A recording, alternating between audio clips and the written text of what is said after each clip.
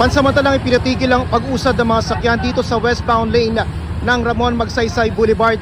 Ito ay para ma-flush ang sangkaterba o litro-litro na ito ng mga sirup na ginagamit o sangkap sa paggawa ng candy.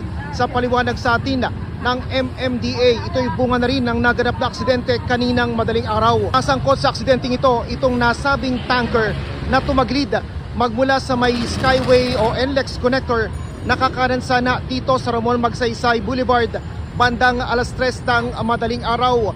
Nag-alangan umano ang driver kaya't ito ay tumaglid na nagresulta para tumapon ang karga nito ng mga sirup na panggawa sana sa candy. Sa impormasyon ng MMDA, umaabot na ng 3 kilometro ang haba ng pila ng mga sakyan sa westbound lane ng Ramon Magsaysay Boulevard.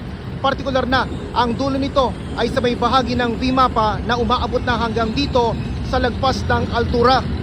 Tuloy-tuloy pa rin ang ginagawang flushing at ayon kay Edward Gonzales ng MMDA Road Emergency Group, tuluyang mabubuksan itong kalye kapag natanggal na ang sirup na nakadudulas o delikado para sa mga motorista dahil ito ay madulas.